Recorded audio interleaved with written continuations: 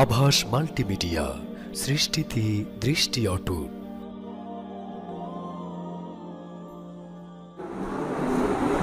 ইসলাম ধর্মের নাম ইসলাম, দলের নাম হলো মুসলিম। মুসলিম মানে কি? তাহলে মুসলিম তো যারা ইসলাম মানে, তাহলে দল শব্দটা খালি বসান, জামাতুল মুসলিমিন। বোঝা গেছে? হাদিসে স্পষ্ট পাওয়া, কারা নাজাত প্রাপ্ত হবে? জামাতুল মুসলিমিন। তাহলে আল্লাহ রসুলের ধর্ম আমরা নিলাম, ইসলাম পরিচয় দিচ্ছি, কিন্তু দলটা কেন রসুলেরটা নিচ্ছি না? রসুলের দলে থাকলেই হলো। রসুলের দল কোনটা? জামাতুল মুসলিমিন। তো জামাতুল মুসলিমিনের অর্থ কি? এখন আপনাকে ব্যানার লেখা লাগবে যে আমরা এই মাদ্রাসা, এটা জামাতুল মুসলিমিনের মাদ্রাসা? না, ব্যানার লেখা রাখবে না। কি করতে হবে? মা আনা আলাইহি ওয়া আসহাবি, আমি এবং আমার সাহাবীগণ যা পালন করতেছি, যা ধারণ করে রয়েছি, যা আমল করতেছি, সেইটা যারা ধরে রাখবে, সেইটা যারা আমল করবে, এরাই হলো জামাতুল মুসলিমিন। সাইনবোর্ড দেওয়ার দরকার নেই। তাহলে দিনও আল্লাহ রসুলের দিয়ে যাওয়া, দলটাও আল্লাহ রসুলের। শেষ হলো। আল্লাহ রসুল আরো কি বলছেন? দল হওয়ার কারণে মানুষ বিভ্রান্ত হয়ে যায়, তাই না? বলে কোন দিকে যাব, সরমন নাই না সরসি নাই, তাই না? নাকি আটরসি, নাকি দেওয়ানবাগি, নাকি মাইজ ভান্ডারি, কোন দিকে যাব? জামাত ইসলাম, খেলাফতে ইসলাম, ইসলামী আন্দোলন, কোন দিকে যাব? এটা বিভ্রান্তি না? আল্লাহ রসুল সাল্লাল্লাহু আলাইহি ওয়াসাল্লাম কি বলছেন? হ্যাঁ, এটা একটা তাবলীগে যাব নাকি? আল্লাহ রসুল এই বিভ্রান্তির জবাব কিভাবে দিয়েছেন জানেন? তারাকতু ফীকুম আমরাইন, আমি তোমাদের মাঝে দুটি জিনিস ছেড়ে গেলাম, লান তাযিল্লু, তোমরা বিভ্রান্ত হবে না, ইন তামাসসাকতুম বিহিমা, যদি এই দুটিকে আঁকড়ে ধরতে পারো। তাহলে আর দরকার আছে আপনার বিভ্রান্তি? এই জবাব হয়ে গেল না? কোন দলে যাব, কোন হুজুর ধরবো? আল্লাহ রসুল কি বললেন? যখন বহু দল, বহু হুজুর টানাটানি করবে, তখন কোরআন সুন্নাহ আঁকড়ে যদি ধরো, আমি নবী মুহাম্মদ গ্যারান্টি দিচ্ছি, কোশ্চিন কালেও তুমি বিভ্রান্ত হবে না। তুমি সবাই বিভ্রান্ত হয়ে যেতে পারে, তুমি একাই হেদায়েতের উপরে থাকবে, একাই সঠিক পথের উপরে। বুঝেছেন? কিন্তু আমরা তো কোরআন সুন্নাহই চিনতে চাই না। কোরআন সুন্নাহ, এই দলকারীরা কি বলছে জানেন? যে আপনারা সাধারণ পাবলিক দলই করেন, কোরআন সুন্নাহ হাত দিয়ে লাড়বেন না। দেখছেন তাদের আবার কৌশলটা কি? আল্লাহ রসুল বলছেন যে বিভ্রান্ত যখন হয়ে যায়, বিভ্রান্ত যখন দেখা যায় বিভ্রান্তি, তখন তোমার ডানে বামে, সামনে পিছনে, উপরে নিচে তাকানোর দরকারই না। তুমি কোরআন এবং হাদিস আঁকড়ে ধরো, কোশ্চিন কালেও বিভ্রান্ত হবে। কে বলছেন? রাসূলুল্লাহ। এই জন্য তো সভাপতি কি বলছেন? কোরআন শিখাইতে চাই, শিশুদেরকে কোরআন শিখাইতে চাই, মুরব্বীদেরকে কোরআন শিখাইতে চাই, কোরআনের তরজমা তাফসীর সহ শিখাইতে চাই। আপনারা রাজি আছেন এই প্রতিষ্ঠানের জন্য? আমি কিন্তু এই কথা বলাতে কিন্তু আমি একাত্মতা ঘোষণা করছি। যদি বলতো কোনো দলের খিদমত করার জন্য, কোনো দলের এটা দপ্তর বানানো হবে, তাহলে আমি কিন্তু পৃষ্ঠপোষকতা করতাম না, আমি এটার সাথে একাত্মতা ঘোষণা করতাম। যেহেতু উনি বলেছেন কোরআন এবং সুন্নাহর উপরে মানুষকে এই প্রতিষ্ঠানের উপরে জমায়েত করার জন্য উনি করেছেন, এই জন্য আমি এই কথাটা বলে দিয়েছি যে আমি এই প্রতিষ্ঠানের সাথে একাত্মতা ঘোষণা। কারণ আপনি দল করে কুলাইতে পারবেন না, তাহলে তো আপনাকে ওই যে সতীনের সিস্টেম করা লাগবে। 4 জন স্ত্রী হলে এই 1 সপ্তাহ তোর কাছে, 4 সপ্তাহ 4 কাছে। তাহলে দল যখন হয়ে গেছে, তাহলে এগুলোকে সতীনের কায়দায় ব্যবহার করতে হবে। হুজুর, আপনার দল আগামী মাস থেকে, আপনার দরবারটা আগামী মাস থেকে আমি যাব। হ্যাঁ, হবে? ওরাও যে মুসলমান, তাহলে সবার দল করতে হবে আপনার এখন। তাহলে ওই সতীনের কায়দা লাগাইতে হবে যে হুজুর আপনার পালা, আপনার দরবারে আগামী মাস থেকে, জানুয়ারি অমুক, ফেব্রুয়ারি অমুক হুজুর, মার্চ অমুক হুজুর, এপ্রিল অমুক হুজুর, ভাগ করেন। তাহলে আল্লাহ রাসূল সাল্লাল্লাহু আলাইহি ওয়াসাল্লাম বলছে এগুলো কিছুই লাগবে না, বাইতুল মুকাররম থেকে খালি কোরআন আর হাদিসের কিতাব কিনে নিয়ে এসো। কিন্তু আমাদের দল করা হুজুররা আপনার এই লাইনটা বন্ধ করে রাখছে। এই খবরদার আপনি কোরআনের তাফসীর পড়বেন না, কিন্তু খবরদার আপনি কিন্তু এই সহিহ বুখারী মুসলিম এগুলো বঙ্গানুবাদ পড়বেন না। বুঝেছেন লাইনটা কি? খুবই জটিল। বোঝা গেছে? আলহামদুলিল্লাহ ক্লিয়ার হয়েছে। আশা করি এইটাই হলো আমাদের একেবারে নির্ভেজাল উত্তর। আপনি বলবেন যে অমুক হুজুর খুবই কামেল হুজুর, কামেল মোকাম্মেল, ওরে আল্লাহ দোয়া করলে ডিম সিদ্ধ হয়ে যায়, আবার সিদ্ধ ডিম পাতলা হয়ে যায়। আসেন এগুলো কি কাহিনী ভাই? আমার হুজুর আসেন বাতাসের উপরে যাই নামাজ বিছাই দেন, উড়িয়ে চলে যায় ঢাকা, চোখ বন্ধ করে একেবারে আপনাকে আমেরিকার থেকে বাংলাদেশ পাঠাই দেবে, ভিসা টিকিট কিচ্ছু লাগবে না, এই হুজুরের মরিদ হয়ে যান। কাহিনী হইল আমার হুজুর পানির উপরে যাই নামাজ বিছায় নদী পার হয়ে চলে যায়। এগুলো কোনো কাহিনী, এগুলো কিচ্ছু দেখার দরকার নেই, এগুলো সব শয়তানি কারণ। আপনার ইসলামী নীতি হলো আল্লাহ রসুল বলে দিয়েছেন এই দুইটা গান, বিভ্রান্তির সময় এই দুইটা আঁকড়ে দেয়, কেউ তোমাকে বিভ্রান্ত করতে পারবে যত টানাটানি করো। আলহামদুলিল্লাহ হয়েছে ভাই, বলেন। আমি বিশ্বাস করি ইমান আনছি আল্লাহ যে আল্লাহর বলে লা ইলাহা ইল্লাল্লাহ, আল্লাহ ছাড়া দ্বিতীয় কোনো মাবুদ নেই, এটা রাসূল সাল্লাল্লাহু আলাইহি ওয়াসাল্লাম স্বীকার করেন। কিন্তু আমি আকীদার ক্ষেত্রে আমি আল্লাহ সর্বত্র বিরাজমান, এটা আমি স্বীকার করি। এখন এই ক্ষেত্রে কি আমার ইমানের কোনো ক্ষতি? না, মারাত্মক ক্ষতি। আপনি কি আল্লাহকে বিশ্বাস করবেন তো আল্লাহর কোরআন অনুযায়ী, আপনি কিন্তু আল্লাহকে বিশ্বাস করতেছেন কোরআন অনুযায়ী না, তো আপনি কিসের কোরআন মানলেন? কোরআন অনুযায়ী আগে আল্লাহকে আপনি চিনবেন, আল্লাহকে মানবেন, তারপরে অন্য কিছু। আমল ইবাদত করার আগে আল্লাহকে চিনতে হবে, আল্লাহর প্রতি ঈমান। আলহামদুলিল্লাহ। হ্যাঁ,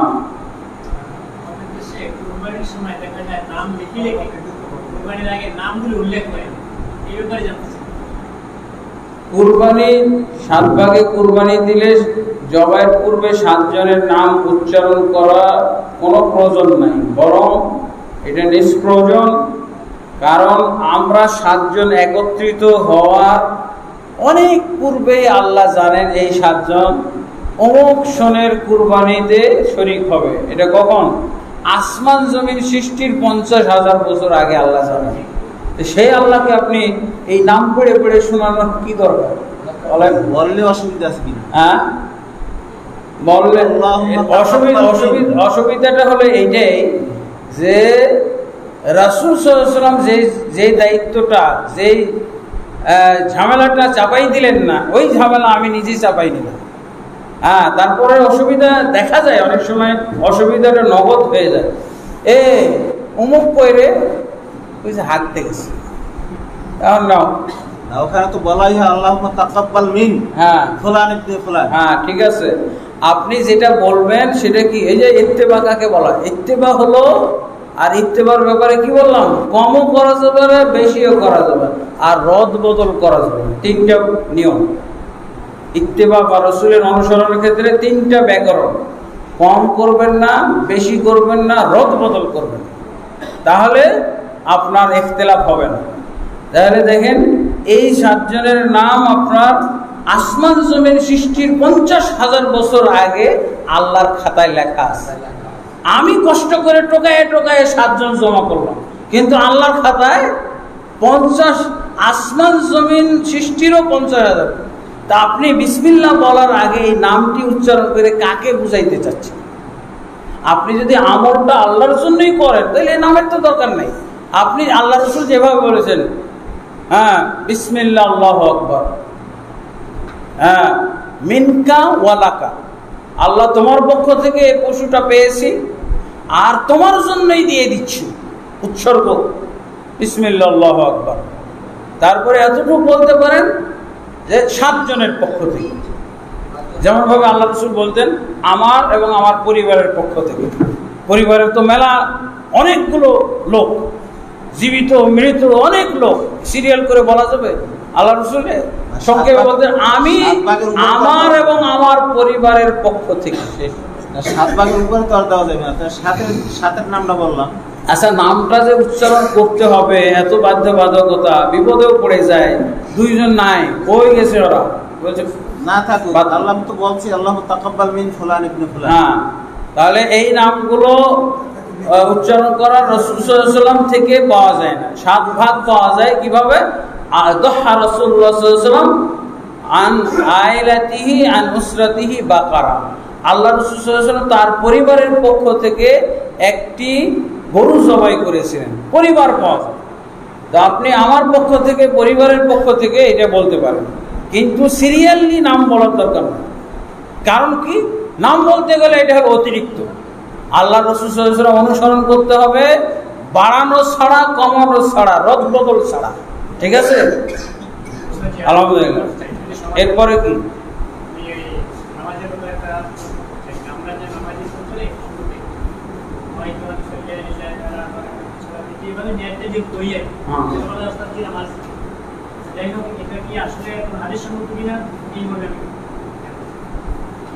এই যে আমি আল্লাহ বললাম না, ইত্তিবা করতে হবে ইবাদতের ক্ষেত্রে। ইবাদতের ক্ষেত্রে ইত্তিবা মানে রসুলকে অনুসরণ। রসুলের অনুসরণ মানে কি?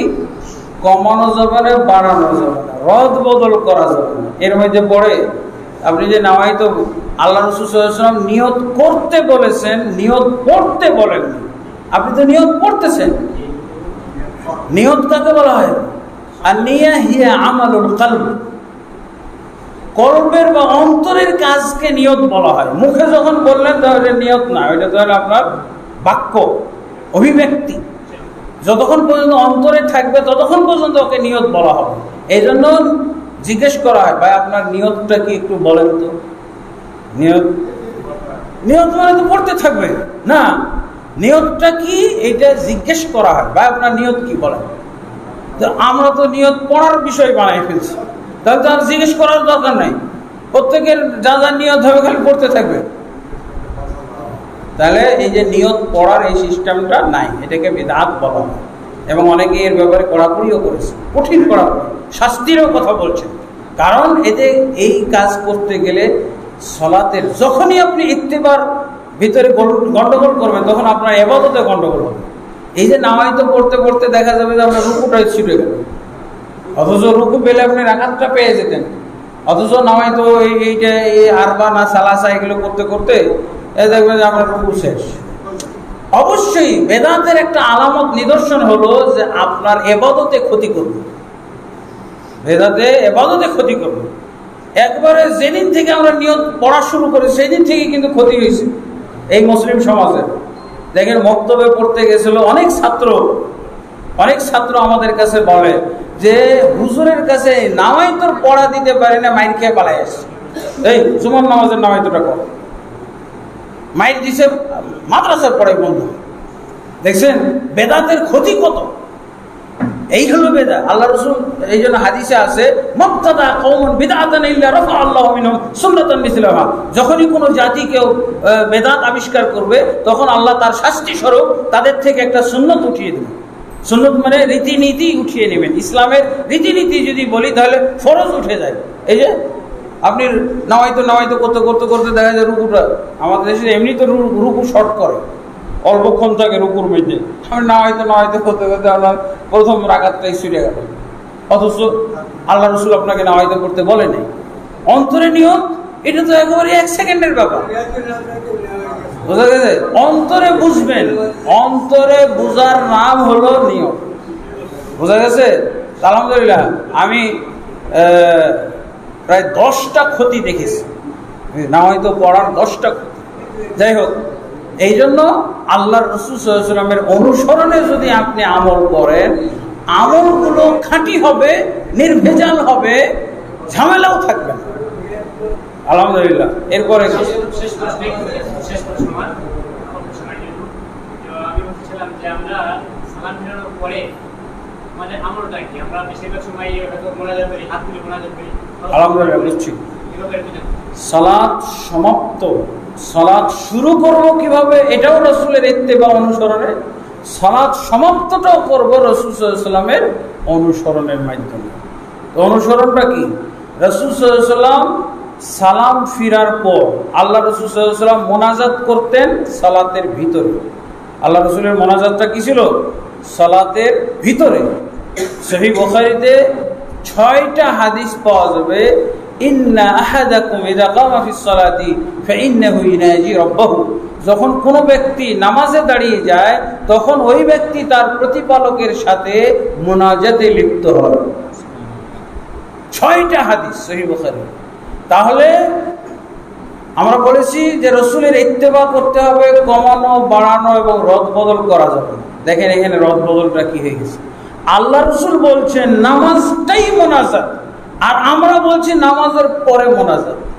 হুজুর কি বলে? হুজুর বলছে না, নামাজের পরে মোনাজাত। আর রাসূল কি বলছেন?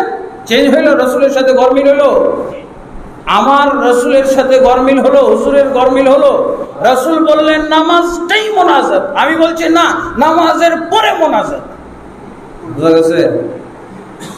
তাহলে আর নামাজটাই মোনাজাত এই জন্য দেখা যাবে যে রব্বানা আতিনা ফিদ দুনিয়া, আমরা এটাকে মোনাজাতের দোয়া বলি না? এই দোয়াটা আল্লাহ রাসূল সাল্লাল্লাহু আলাইহি ওয়াসাল্লাম সালামের আগে পড়তেন। মোনাজাতের যত দোয়া আছে, আর একটা হাদিস আছে যে ইমাম যখন ইমামতি করে, তিরমিজির মধ্যে হাদিসটা, তখন ইমাম সাহেব যেন নিজেকে খাস করে দোয়া না করে, মুক্তাদিদেরকে জড়িত করে। তাহলে সম্মিলিত মোনাজাত হলো নামাজ। আল্লাহ রাসূল কি বলছেন ইমামকে? ইমাম যখন ইমামতি করবে সেজন্য শুধু নিজের জন্য দোয়া না করে। কাদের জন্য দোয়া করবে? মুক্তাদিদেরকেও শরীক রাখবে। শরীক রাখলে কি এগুলো? সম্মিলিত দোয়া। আর যদি ইমাম মুক্তাদিদেরকে সম্মিলিত না করে তাহলে সেই ইমাম হলো খেয়ানতকারী। এই খেয়ানতকারী হওয়ার সময়সীমা কোনটুক? তাকবীর তাসলিম। এই সময়ের মধ্যে ইমাম যদি নিজের জন্য দোয়া করে, মুক্তাদিদেরকে বাদ দেয়, তাহলে সম্মিলিত মোনাজাতের জায়গা, সম্মিলিত দোয়ার জায়গা কোনটা? নামাজ। নামাজের পরে কি সম্মিলিত হয়েছে? সবাই ছুটি হয়ে গেল না? হ্যাঁ, তাহলে এখানেও তো দেখছি বিরাট বড় ভেজাল। সম্মিলিত রূপটাই আমরা বুঝলাম না।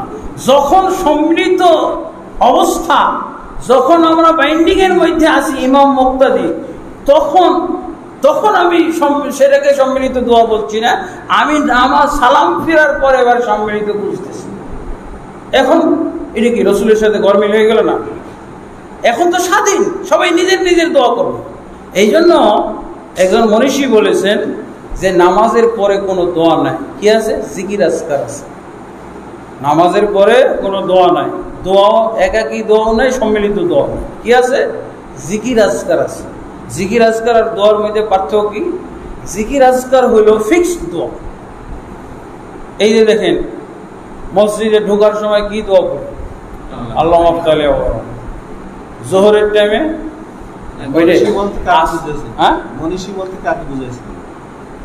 আলেমরা যারা সুন্নত বেদাতের পণ্ডিত, যারা সুন্নত বেদাত বিশেষজ্ঞ, তারা বলছে যে নামাজের পরে হলো জিকির আজকার। জিকির মানে ফিক্সড দোয়া। ফিক্সড কাকে বলা হয়? ফিক্সড বলা, আপনি হাদিস কোরআন দেখেন, কোরআন হাদিসে ফিক্সড দোয়া আছে। আল্লাহর কানা রাসূলুল্লাহ ইযান সারাফা মিনাস সালাহ ইস্তাগফারা সালাসান। আল্লাহ রাসূল সাল্লাল্লাহু আলাইহি ওয়াসাল্লাম যখন সালাম ফিরাইতেন তখন সালাম ফিরানোর পরে পরে 3 বার আস্তাগফিরুল্লাহ করতেন। হ্যাঁ, যোহরেও 3 বার আস্তাগফিরুল্লাহ, আসরেও, যে রক্তে যে সময় মসজিদে ঢুকবেন কোন দোয়া পড়বেন? আল্লাহ মাফতালি হবো। যোহরেও আল্লাহ মাফতালি হবো, আসরেও, মাগরিবেও, ইশা, এগুলো হলো জিকির। আর দোয়া হলো অনির্দিষ্ট। আপনার এখনই একটা কান ব্যথা করতেছে, আল্লাহ আল্লাহ দয়া করো, ব্যথাটা দূর করো। আল্লাহ উপস্থিত আপনার প্রয়োজন বোধে যখন যেই দোয়া যখন সেট করতে হবে সেটা, এটাকে বলা প্রার্থনা। আর ওটা কি? জিকির। আপনি ওই অবস্থা যখন আসবে ওইটাই দোয়া পড়বেন। এই অন্য দোয়া পড়লে আপনি 1000 বার পড়লেও হবে। যদি পৃথিবীর সব ওলি আল্লাহ নিয়ে এসে যদি বলেন মসজিদে ঢোকার সময় আল্লাহ রব্বানা আতিনা ফিদ দুনিয়া হাসানাতাও ওয়া ফিল আখিরাতি হাসানাতাও ওয়া কিনা আযাবান্নার, মসজিদে ঢোকার দোয়া হলো, কি হলো? এইটার নাম হলো বেদাত। দোয়া বেদাত হয় না কখনো, চেঞ্জিং বেদাত। আপনি এই দোয়ার জায়গায় এই দোয়া পড়লেন কেন, এটা বেদাত। বুঝা গেছে? হ্যাঁ, এই তো সুন্নাহ, এটাকে বলা হয় সুন্নাত বেদাত। সুন্নাত বেদাত মানে সূক্ষ্মতা, আমলের ক্ষেত্রে সূক্ষ্মতা। এই যে ইত্তেবা করবেন, কমও নয়, বাড়ানো নয়, রদ বদল না, এগুলো সব রদ বদলের খেলা। রদ বদলের খেলা না, রদ বদল করা মানে জিকির মানে হলো এইটা। আপনি যখন কি বলে বাথরুমে ঢুকছেন, কি দোয়া পড়ে? হ্যাঁ, বের হওয়ার সময় কি দোয়া? ঢোকার আগে একটা দোয়া, বের হওয়ার সময় অন্য দোয়া পড়লে হবে। এগুলোকে বলা হয় জিকির, ফিক্সড। আপনি চেঞ্জ করলে বেদাত। দোয়া বেদাত না, চেঞ্জিং বেদাত। সুহকান লিমান বাদদালা দীনি বাদদালা। কিয়ামতের দিন হাউজে কাউসারে আল্লাহ রাসূল কি বলবেন?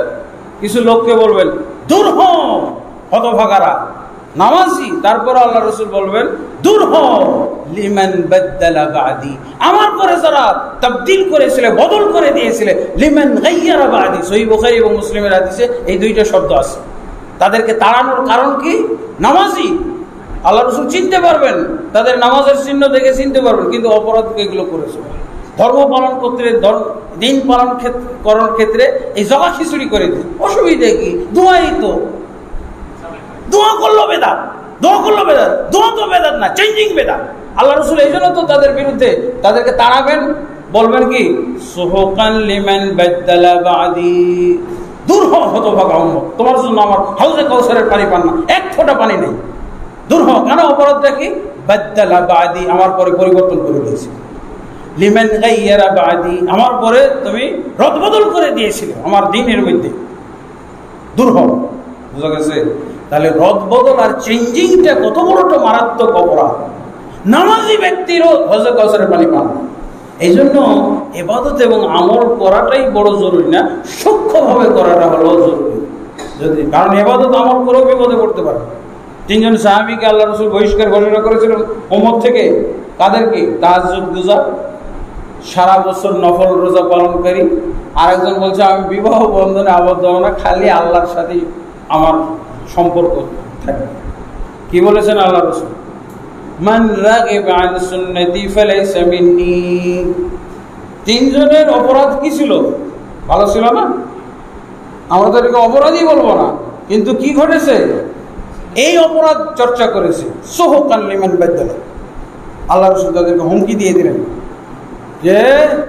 যে ব্যক্তি আমার সুন্নত বহির্ভূত, তরিকা বহির্ভূত আমল করবে, লাইসা মিন্নি, সে আমার উম্মতের অন্তর্ভুক্ত হবে। দুনিয়াতে ঘোষণা, আর হাউজে কাউসারে আরেকবার আমল। এই ঘোষণা অনুযায়ী সুহকানের মোহর দিবেন। সুহকানের মোহর বুঝেন তো? বুঝেছেন? এই জন্য ইত্তিবার ক্ষেত্রে খুব জরুরি একটা বিষয় ইত্তিবা। আপনি রাসূলকে অনুসরণ করবেন কিভাবে? কমও নয়, বেশিও নয়, রদ বদল চেঞ্জিং নয়, হুবহু। এখন এটার জন্য কিন্তু আপনার পড়তে হবে। এই যে পড়া পড়ছেন এটিতে কাজ হবে না। ডাবল পড়তে, সূক্ষ্মতা মেনটেনের জন্য পড়তে হবে, সুন্নত বেদাত ফারাক করার জন্য পড়তে হবে, তাবদীল যেন না আসে সেই জন্য। এই জন্য সুন্নত বেদাতের উপরে বহু কিতাব আছে, প্রায় আমার সংগ্রহিত প্রায় 1 ডজনের উপরে কিতাব সুন্নত বেদাতের। হাকিকাতুল বিদা 2 খণ্ড, 1000 পৃষ্ঠা। আলে ইতিসাম লিশাতবি, এটাও 1000 পৃষ্ঠা সুন্নত বেদাতের কিতাব। তারপরে আল হাওয়াদিস, এইটা হলো ইমাম তরতুশি রহমাতুল্লাহ আলাইহি লিখিত কিতাব। আল বাঈস ফি ইনকারিল হাওয়াদিস। এইভাবে দেখা যায় যে বহু কিতাব আছে, কিন্তু আমাদের বাংলাদেশে খুঁজেই পাওয়া যায় না কিতাব, সুন্নত বেদাতের কিতাব খুঁজে পাওয়া যায়। আলহামদুলিল্লাহ। আপনারা প্রশ্ন বেশি, আরো বেশি করা শুরু করেন। প্রশ্ন হলো, আল্লাহকে খোদা ডাকলে সেটা কি শিরক হবে কি হবে না? আর পৃথিবীতে ঈদ একদিন হবে না একাদিন হবে, একের অধিক হবে? এটা দুইটাই তো জটিল প্রশ্ন। জি। আল্লাহকে খোদা বলা, ডাকা, খোদা সম্বোধন করা যাবে না। হারাম, নিষেধ। কেন? দলিল নাই। আল্লাহর 99টা নামেও আপনার পোষালো না, কারণটা কি? এই কারণটা আমাকে জানতে হবে। আল্লাহর যে 99টা নাম একেবারে উল্লেখ করা আছে জামে তিরমিজির মধ্যে, এই 99 নামেও আপনার পোষাইল না কেন? এ কি 99 নামের মধ্যে পড়ে খোদা, নাকি কোন নামটার তর্জমা? এটা তর্জমা বললে হবে, যেমন রহমান দয়াময়, দয়াময় তুমি আমাকে দয়া করো, এটাও চলে। আপনি তর্জমা করলে চলে। এখন আপনি বলেন 99টা নামের কোনটার তর্জমা? সূরা আরাফের 88 নম্বর আয়াতের আওতায় পড়ে গেছে। যারা খোদা বলে তারা, আল্লাহ কি বলছেন? ওয়ালিল্লাহিল আসমাউল হুসনা, ওয়ালিল্লাহিল আসমাউল হুসনা ফাদউহু বিহা ওয়া যারুল্লাযিনা ইউলহিদুনা ফি আসমাইহি সাইয়ুজজাউনা মা কানু ইয়ামালুন। আল্লাহর সুন্দর সুন্দর অনেক নাম রয়েছে, উদউহু বিহা, সেই নামগুলোর ওসিলায় আল্লাহকে ডাকো। ওয়াজারুল্লাযিনা ইউলহিদুনা, আর পরিত্যাগ করো ওই সমস্ত লোকদেরকে যারা আল্লাহর নামের ক্ষেত্রে বক্রপথ অবলম্বন করেছে। এই যে খোদাটা হলো বক্রপথ অবলম্বন। তোমার 99 নামেও কমন পড়ে না, তোমার খোদা এই কোথা থেকে নিয়ে আসছো? অগ্নি পূজকদের একটা ব্যবহৃত নাম, হ্যাঁ, 99 নামে এটাই হলো পরিত্যাগ করো ওই লোকদেরকে যারা আল্লাহর নামের ক্ষেত্রে বক্রপথ অবলম্বন করেছে। এটাই বক্রপথ। আপনি এই 99 এই ডান পথে 99টা নাম সাজানো আছে, এগুলোর একটা তো আপনার পোষাইল না, আপনি খোদাতে আসলেন কেন? আর বললেন খোদাটাও জায়েজ হইতো, আপনি বলেন এই 99 নামের কোন নামের তর্জমা এটা আছে? আলহামদুলিল্লাহ। তাহলে এগুলো অনেকগুলো ভুল আছে। এটা নাম আল্লাহর নামের ক্ষেত্রে বক্রপথ অবলম্বন, এবং আল্লাহ হুমকি দিয়ে দেন সাইয়ুজজাউনা মা কানু ইয়ামালুন, যারা আল্লাহর নামের ক্ষেত্রে এই বক্রপথ অবলম্বন করছে তাদেরকে আমি দেখে নেব। অবশ্যই তাদের এই কৃতকর্মের আমি ফল তাদেরকে একসময় আস্বাদন করাবো পরকালে। মানে পরকালে আল্লাহ যদি এরকম হুমকি দেয় তাহলে কি আপনার জন্য জান্নাত? আল্লাহর তো হুমকির একটাই জিনিস, জান্নাত। তারপর আরেকটা কি, পৃথিবীতে ঈদ একদিন হবে না একাধিক দিন? অবশ্যই পৃথিবীতে একাধিক দিনে ঈদ হবে। তার কারণ চাঁদ একদিনে যদি দেখা দিত পৃথিবীর সবাইকে, তাহলে সবাই একদিনে রোজা ঈদ করত। কিন্তু যেহেতু চাঁদ পৃথিবীর একটাই চাঁদ, কিন্তু 3 দিনে দেখা দেয়, দেখা কমপ্লিট হয় 3 দিনে। তার প্রথম যারা দেখলো তারা সেই দেখা অনুযায়ী রোজা ঈদ করবে। পরের দিন যাদেরকে দেখা দিল তারা সেই দিন রোজা ঈদ করবে। আর পরের দিন যারা দেখতে পেল সেই অনুযায়ী তারা রোজা ঈদ করবে। এটাকে বলা হয় চান্দ্র ভূখণ্ড। এই যে চান্দ্র ভূখণ্ড 3 দিন যে দেখা গেল, এটা হলো চান্দ্র ভূখণ্ড। গোটা ভারতবর্ষ একটা চান্দ্র ভূখণ্ড। আমাদের ভারতবর্ষ মিলে কি একটা হেলাল কমিটি নাকি? কিন্তু বাংলাদেশ, ভারত, পাকিস্তান, ভুটান, নেপাল, হ্যাঁ, এই সব দেশে প্রতি বছর একসাথে রোজা ঈদ হয়। কেন? এটা হলো চান্দ্র ভূখণ্ড। আর মধ্যপ্রাচ্য এরা আরেকটা চান্দ্র ভূখণ্ড। তার পূর্বে আরো 22টা রাষ্ট্র সৌদি আরবের আগে রোজা ঈদ করে, ওদের আরেকটা চান্দ্র ভূখণ্ড। শুধু ভূখণ্ড না, চান্দ্র ভূখণ্ড। একই সাথে যেই সব দেশে চাঁদ দেখা যায় সেই এলাকাগুলো সম্মিলিতভাবে কি বলা হবে? চান্দ্র ভূখণ্ড। চান্দ্র মাস, চান্দ্র বছর, চান্দ্র ভূখণ্ড। বুঝা গেছে? তাই এটা হবে। এটাই আমল হয়ে আসছে রসুলের যুগ থেকে বর্তমান যুগ পর্যন্ত। আর একই সাথে রোজা ঈদ করা ভালো। এটা হলো সোনার হরিণ মতো। সোনার হরিণ দেখছেন আপনারা কি? এরকম সোনার হরিণের মতো। সোনার হরিণ সবাই পাইতে চায়, দেখতে চায়, ধরতে চায়, রাখতে চায়, কিন্তু পায় না, দেখে নাই। ঠিক এরকম সুন্দর একটা কথা যে সারা পৃথিবীর লোক যদি একসাথে রোজা ঈদ করতো ভালো হতো।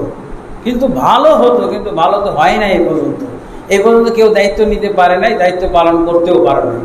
বর্তমান যুগে যদি কেউ পারে, হ্যাঁ, তাহলে করতে পারে ভালো সোনার হরিণ। কেউ পারবে? সৌদি আরব দায়িত্ব নিয়েছে কখনো? সৌদি আরব তো বলে দিয়েছে, তার দেশের নাগরিকদেরকে বলে দিয়েছে, তোমাদের এমবিসিতে যারা থাকে তোমাদের এমবিসি যেই দেশে থাকে ওই দেশ অনুযায়ী রোজা ঈদ করবে। বাংলাদেশে যদি সৌদি এমবিসি থাকে, সৌদি এমবিসির কর্মকর্তা কর্মচারীদেরকে বলে দিয়েছে বাংলাদেশে যেদিন রোজা ঈদ করে সেদিন তোমরা করবে। হ্যাঁ, আমেরিকার এমবিসিকে বলে দিয়েছে ওই দিন তোরা ওই দেশের সাথে, খবরদার সৌদির সাথে করবে না। ব্যাডবুট লাগাই দিলে তখন আমরা এই দায়িত্ব নিতে পারবো। যাক, আলহামদুলিল্লাহ, আশা করি শর্টকাট বোঝা গেছে। হ্যাঁ, এটাই হলো সহজভাবে বোঝানোর পন্থা পদ্ধতি, তাছাড়া নাই। জি, রিপিট করা হবে না, নতুন কেউ থাকলে। আর আজকের মতো এখানেই সমাপ্ত। সুবহানাকাল্লাহু ওয়া বিহামদিকা আশহাদু আল্লা ইলাহা ইল্লা আনতা আস্তাগফিরুকা ওয়া আতুবু ইলাইক। আসসালামু আলাইকুম ওয়া রাহমাতুল্লাহি ওয়া বারাকাতুহু।